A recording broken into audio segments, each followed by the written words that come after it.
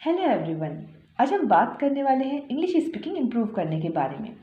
तो देखिए, कई सारे लोग ऐसे होते हैं हम लोगों के बीच में जो पढ़ सकते हैं, लिख सकते हैं, समझ भी बहुत आसानी से सकते हैं, लेकिन जब इंग्लिश बोलने की बारी आती है तो उनका कॉन्फिडेंस बिल्कुल लूज़ हो जाता है और लगता है कि हम कोई गलत तो नहीं बोल रहे हैं। बिल्कुल बोलने में बहुत ज़्यादा हेजिटेशन होता है।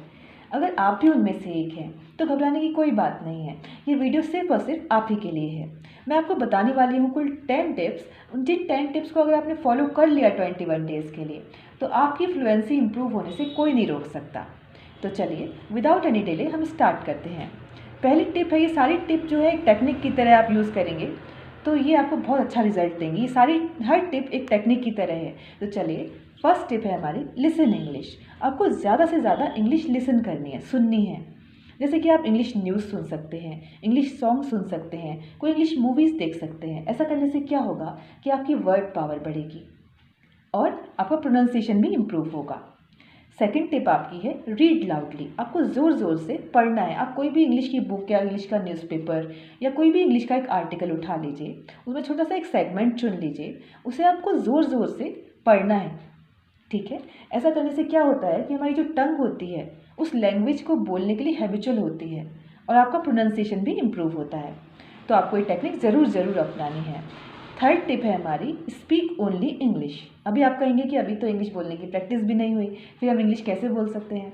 तो नहीं, मैं किसी और से बोलने की बात नहीं कर रही। मैं बात कर रही हूँ अपने आप से बात करने की। जब भी आप कुछ काम कर रहे हो तो आपको मन ही मन उस चीज़ को, उस एक्शन को इंग्लिश में कन्वर्ट करके माइंड में रिपीट करते रहना है। जैसे कि अगर आप खाना खा रहे हैं तो आपको बोलना है I am having my lunch और I am having my breakfast.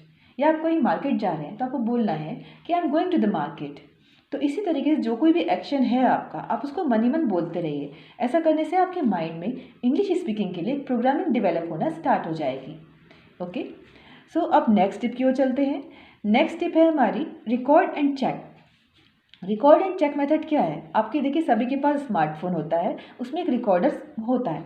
सभी के फ़ोन में रिकॉर्डर होगा। तो आपको क्या करना है कि अपनी कुछ भी इंग्लिश में कुछ भी बोलिए, आप उसको रिकॉर्ड करिए और उसको सुनिए। ऐसा करने से आपको पता चलेगा कि आपके क्या क्या एरर्स हैं, क्या क्या मिस्टेक्स हैं, उनको कैसे कैसे करेक्ट करना है। तो ये आपके लिए एक चेक है। तो इसीलिए ये बहुत यूज़फुल टेक्निक है। इससे हमें हमारी जो होती हैं, हमारी मिस्टेक्स पता चलती हैं, जिनको हम दूर कर सकते हैं। नेक्स्ट टिप हमारी है चूज़ अ कंपेनियन। देखिए, मैंने जो आपको इससे पहले वाली टेक्निक बताई है, अगर आपके पास कोई भी कंपेनियन नहीं है साथ में बात करने के लिए इंग्लिश में, तो आप रिकॉर्ड कर सकते हैं। या अगर आप उस समय कोई अवेलेबल नहीं है तो आप रिकॉर्ड कर सकते हैं। लेकिन अगर आपके पास कोई ऐसा फ्रेंड अवेलेबल है जो आप ही की तरह इंग्लिश स्पीकिंग इम्प्रूव करना चाहता है, तो आप उससे म्यूचुअल कमिटमेंट करिए कि फ्यूचर में जब भी आप लोग बात करेंगे तो आप इंग्लिश में ही बात करेंगे, आपका कॉन्वर्सेशन इंग्लिश में ही होगा। ठीक है। ऐसा करने से क्या होगा कि आपकी जर्नी बहुत ज़्यादा इंटरेस्टिंग हो जाएगी और आपकी इंग्लिश बहुत ज़्यादा इम्प्रूव भी होगी। ओके, तो ये बहुत ज़्यादा यूज़फुल टेक्निक है। 7 टेक्निक है डिस्कशन टेक्निक। डिस्कशन टेक्निक में आपको कोई भी एक टॉपिक उठा लेना है। एक टॉपिक उठाइए, कोई भी एक टॉपिक, उस पर आप डिस्कस करिए अपने कंपेनियन के साथ। अगर कंपेनियन नहीं है तो कोई भी टॉपिक उठाइए, उस पर कुछ बोलिए, कुछ भी बोलिए और रिकॉर्ड करिए और चेक करिए। ओके, देन नेक्स्ट हमारी टेक्निक है कस्टमर केयर टॉक। ये आपको बड़ी फ़नी सी लग रही होगी, लेकिन ये बहुत यूज़फुल होती है। कई बार क्या होता है कि हम किसी के सामने इंग्लिश बोलने में हम सोचते हैं जजमेंट होगा, कोई जज करेगा हमारी इंग्लिश को।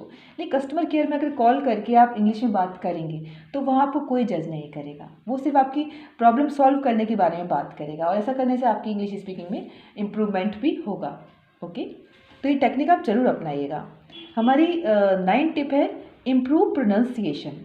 आपको आपका प्रोनाउंसिएशन बहुत ज़्यादा इम्प्रूव करना है, क्योंकि देखिए, प्रोनाउंसिएशन जो होता है हमारी किसी भी भाषा की खूबसूरती होता है। अगर आप कोई भी वर्ड सही से प्रोनाउंस नहीं करेंगे तो फिर आपकी भाषा उतनी खूबसूरत नहीं लगेगी बोलने में।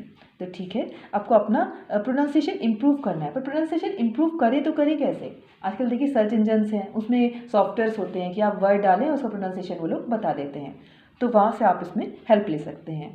चलिए अब हम लास्ट टिप की ओर चलते हैं, which is last but not the least at all, क्योंकि ये है एफर्मेशन टेक्निक। और आप सभी जानते हैं कि एफर्मेशन टेक्निक जो है साइंटिफिकली प्रूव्ड हो चुकी है।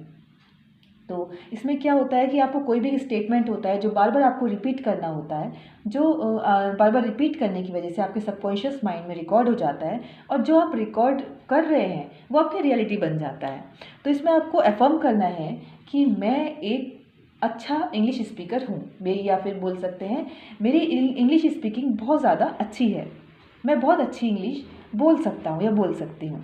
तो कोई भी आप स्टेटमेंट पर्सनलाइज कर सकते हैं इसको, इस एफर्मेशन को, जो भी आपका एफर्मेशन है, इसको आपको मॉर्निंग में उठते ही, जैसे आप सोकर उठे फ़ौरन, तब इसको माइंड में रिकॉल करना है और सोने से पहले करना है। और आपको विजुलाइज, अगर आप विजुलाइज करेंगे साथ साथ में तो ये टेक्निक और ज़्यादा इफेक्टिव रहती है। आपको विजुलाइज करना है कि आप अच्छी इंग्लिश बोल रहे हैं, ठीक है।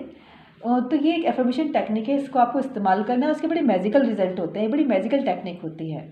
तो ठीक है, ये हमारे 10 टिप थे जो मैंने आपसे शेयर किए। अगर ये 10 टिप आप फॉलो करते हैं तो आपको आगे बढ़ने से कोई नहीं रोक सकता, आपकी इंग्लिश की फ्लुएंसी को इम्प्रूव होने से कोई नहीं रोक सकता। तो चलिए, आज के लिए बस इतना ही। हम नेक्स्ट वीडियो से अपनी जर्नी स्टार्ट करेंगे। तब तक के लिए keep learning. Thanks for watching. Bye bye.